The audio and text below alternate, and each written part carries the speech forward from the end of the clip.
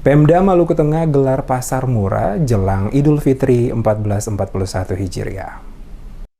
Pemerintah Kabupaten Maluku Tengah lewat Dinas Perindustrian dan Perdagangan atau Disperindak mengadakan kegiatan pasar murah bagi warga Kota Masohi jelang perayaan Hari Raya Idul Fitri 1441 Hijriah tahun 2020.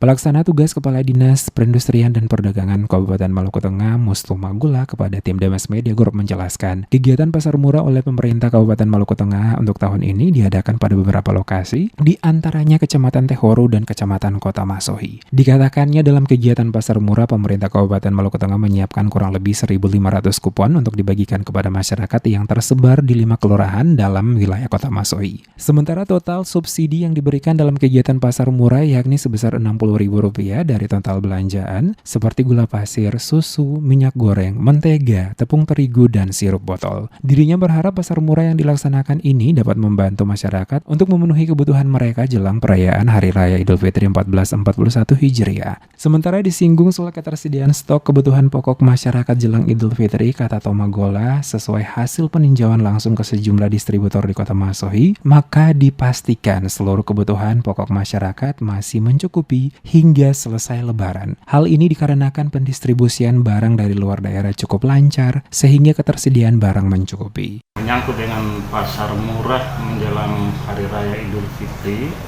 1441 Hijriah ini, yang pertama itu kita ada 2 lokasi, dalam artian 2 kecamatan, satu di Kecamatan Tehoru sudah selesai, dan yang satu lagi sementara berproses ini di Kecamatan Kota Masohi. Kecamatan Kota Masohi ini kan ada kurang lebih 5 kelurahan. 5 kelurahan ini ada, kita siapkan kupon itu sekitar 1.500. Sudah mulai berproses hari ini, dan insya Allah esok sisanya. Terlihat pada lokasi pasar murah, para ibu-ibu tengah mengantre untuk membeli barang-barang kebutuhan pokok yang dijual dengan tetap menjaga jarak sesuai anjuran pemerintah, namun sebagiannya lagi terlihat berkerumun dalam jumlah banyak yang dikhawatirkan membahayakan di tengah-tengah kondisi pandemi COVID-19 saat ini.